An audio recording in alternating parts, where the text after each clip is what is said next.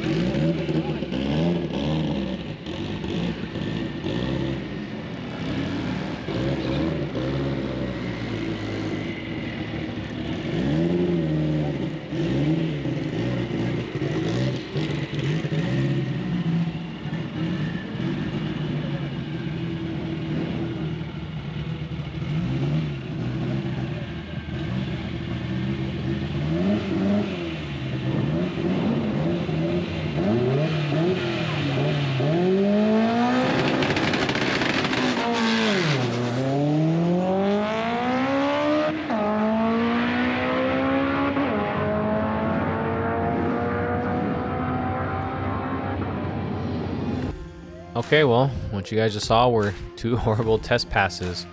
That was technically the first day pass the day test of 2023. It was supposed to be a Saturday, Sunday event, but Saturday was rained out, so Sunday was like super packed. We only got 2 test passes in that day. There's so many people up there. Just, it was technically like a test and tune, so the place was just packed, and they were doing cage certifications. So those were like the only 2 test passes we got in. We're still having issues getting the slipper valve dialed in and getting the strain gauge settings set up. But we're out here testing, trying to get this thing dialed in. So what you're about to watch right now is the first pass from the very first IFO. After waiting a little bit, hopefully you guys can hear me. Alright, first pass, IFO 2023, first qualifier.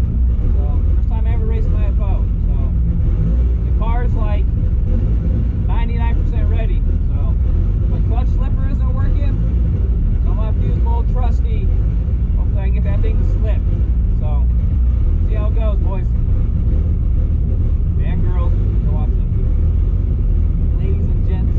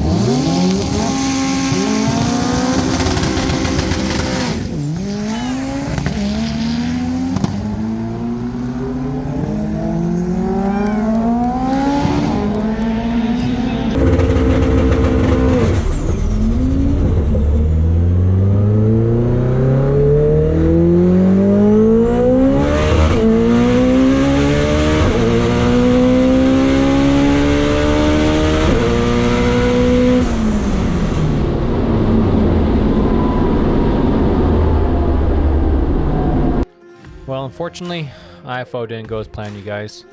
As you just witnessed, that second test pass was horrible. Again, same issue over and over, bogging, slipper valve not able to work.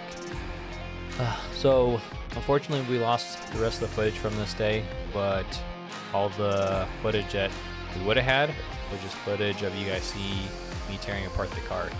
So, as we were in the pits, I was trying to adjust the slipper valve, trying to get the thing to work. I'll fill you guys in a little bit, but I hopefully have found the solution to the slipper valve. But anyways, I was in the pits trying to get the slipper valve to work, adjusting the clutch. We pressurized the clutch system, messed around with the slipper valve, and pressurizing the system. I had the clutch pedal too hard, pushed on the clutch one too many times, and it broke the welds on the clutch pedal assembly. So we are without a clutch. And trying to fix that thing up there at the track needed a welder, grinder, more time, and it just didn't happen, you guys. So unfortunately, we were out of the competition there. IFO was a wrap. Loaded the car up, took it home, tore the clutch pedal assembly out. Well, we tore it out at the track actually, but I got it home, got it all fixed, repaired, and back in the car. And we went up and did a day test for we went up and just did a day test. It was just a normal day test. The weather was really crappy. It rained like all the way to like, I think 1 o'clock in the afternoon. The day test started at like 8:30 or 9. It rained all the way to like 1. I think finally the track went hot at like 3 or 4. And so we sat around all day waiting. Finally the track went hot. And we did a couple test passes there. The same thing, we've been having GoPro issues, and the GoPro didn't record all the video. So we have like one little clip, but the clip's crappy, so I'm not even gonna put it in this video. And so we did the day test, ran a couple test passes, and the same thing, just couldn't get the slipper to work, clutch adjustment, same story, different day. So took the car home, got it prepped and ready for Psca 1 of the year, race 1, and we got a decent amount of footage from that, which you guys are about ready to watch, so hopefully you guys enjoy that. What is up, you guys? Welcome back to the channel, and welcome back to Bandmere Psca race 1, test day, day 1 with qualifier 1 today. So we got the setup going. Not too shabby this year. Always room for improvements, but hey, we're looking good. Looking good for just starting out. So we're up here at Bandmere Psca test day and qualifying 1. So today's Friday, real time. They're doing 4 qualifiers this weekend. So we get 1 qualifier today, we get 2 qualifiers tomorrow, Saturday, then 1 qualifier on Sunday, and then we'll bust into eliminations on Sunday and finals on Sunday. So still struggling a little bit. Last test session with the strain gauge, it was all ECU settings. We got the settings figured out and dialed in. So this first test hit we're gonna go do, we're gonna still clutch the car, you know, log it, come back, check the data out, make sure that the strain worked in all 3 shifts, the 1 to 2, the 2 to 3, and the 3 to 4. And as long as that works, then we're going to kick the slipper on for the next test pass, and then start working on the launching. So this one will be a first full pass with the clutch and without the slipper, so that way we can test the strain gauge. And if everything works, so we're going to test the slipper next test pass, and if it's not a good launch, we're not going to do a full pass. You know, we just got to work on our the short track, the 60-foot, 330, and all that stuff. So there's no point on running it out the back, because you know the car's fine once we get into second gear. We just got to get the launch down. So depending on how many cars are down there behind us, if there's no cars and like the launch is crappy, I'm just gonna try back up, adjust the slipper, go again. But yeah, we'll see how it goes. So that's the plan for today. We'll get some cameras strapped to the car, take you guys along for the ride. So stay tuned.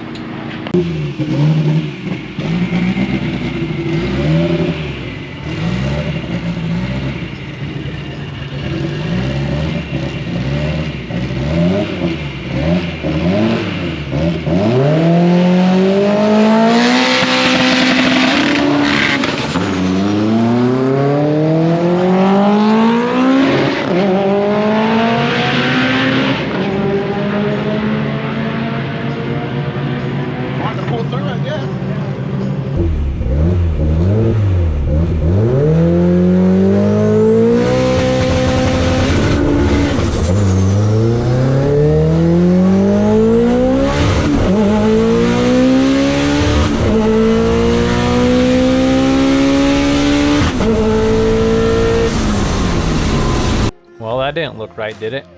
As you guys seen, the clutch pedal needed adjusted, so as soon as we got on anti-lag or 2-step, it just pulled right through the clutch. So we got the car back to the pits, made some adjustments to the pedal, made sure that the clutch wasn't dragging no more, and headed down in the lane for test pass 2. This year, Caden turned 14, so he gained access, as you guys will see here in a second. He gained VIP access to the track. So Shauna did a little interview on him. Hi Phil. You're on the track this year. I am. 14.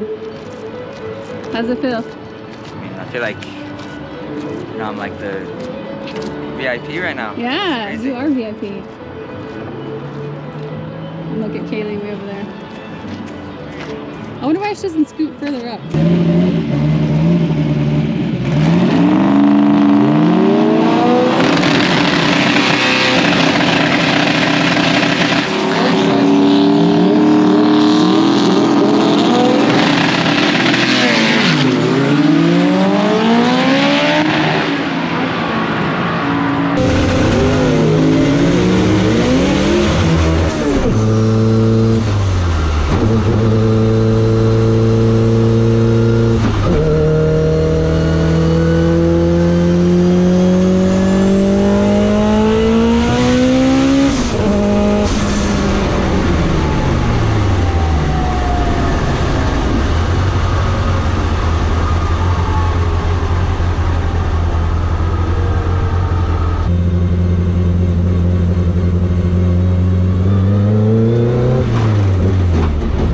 Okay, by this point, from what went on that pass, couldn't get into second gear, and then what you guys just seen there, trying to get it into second gear also, and it was grinding. I thought that I rounded second gear.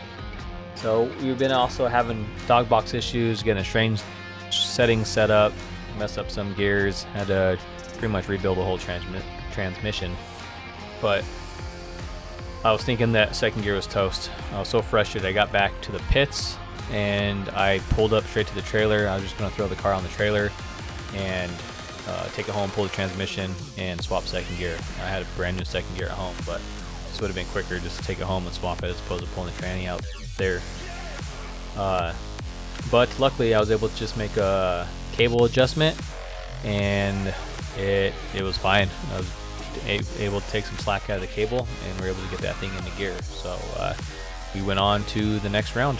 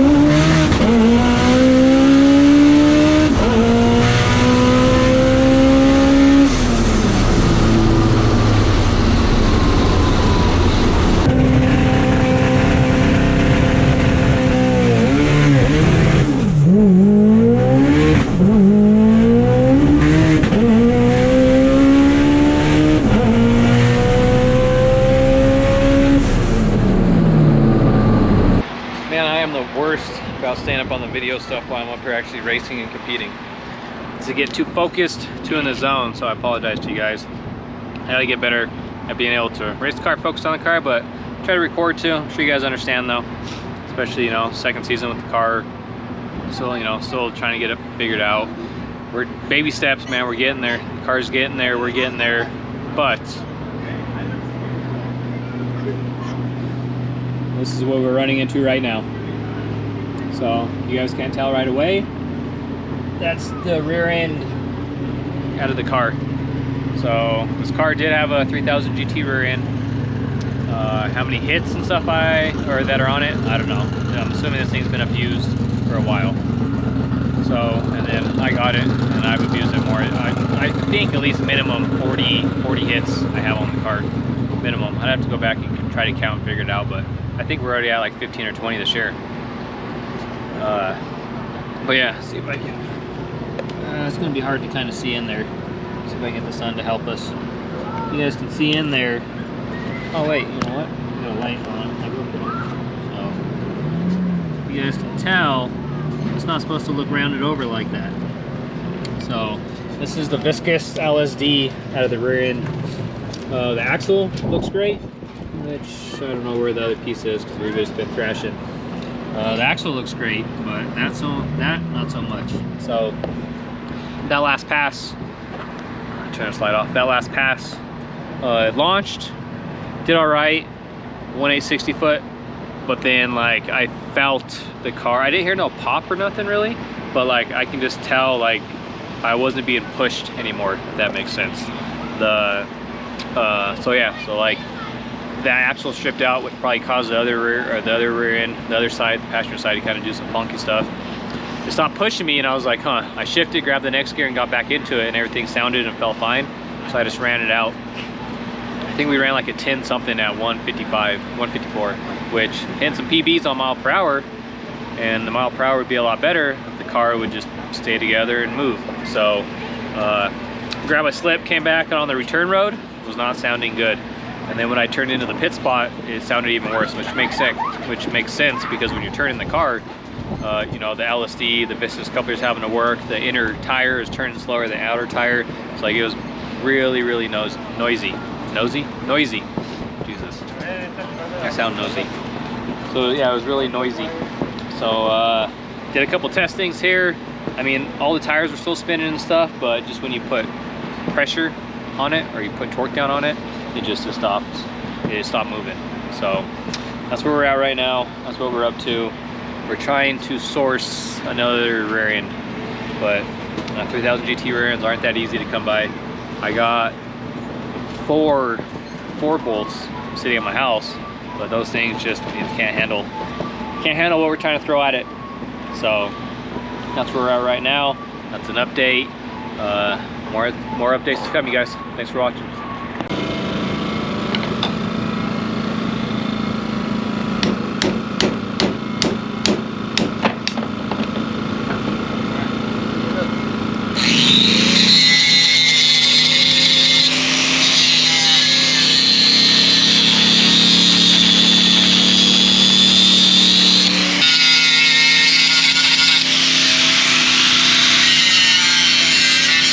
So, update.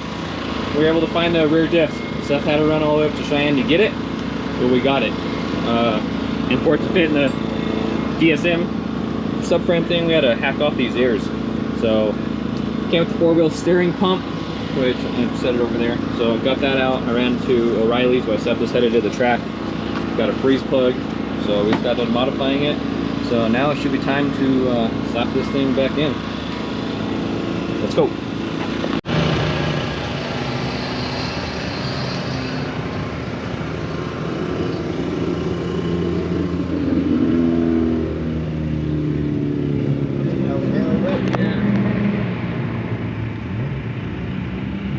Bit.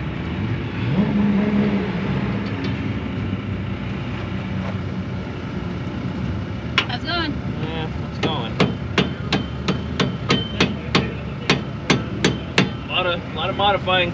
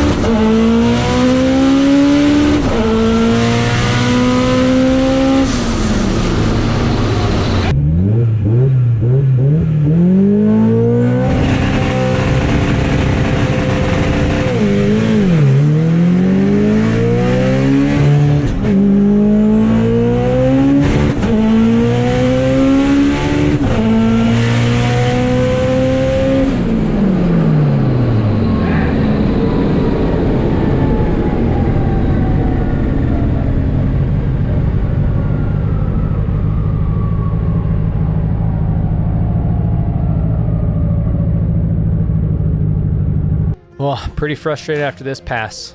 So in the last pass, you guys saw the car was breaking up really bad. So in the pits, in between rounds, we tightened up the spark plug gap, and then we pulled a little bit of fuel out of it to try to help the braking up.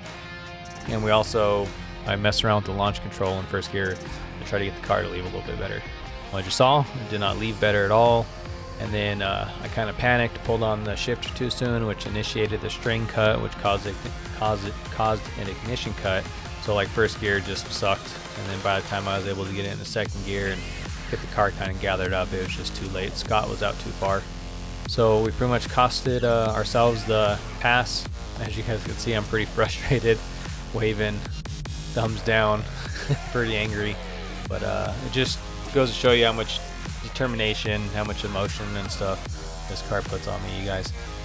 So as you'll see in the upcoming PSEA 2 video, more battles. We battled all weekend here, we battled all weekend in PSEA 2, but we're giving it all we got, replacing the parts that are either worn out, too old, ones that need upgrading, and we'll get this car there, you guys. We'll get this car to where it should be and to where a lot of people know it's capable of.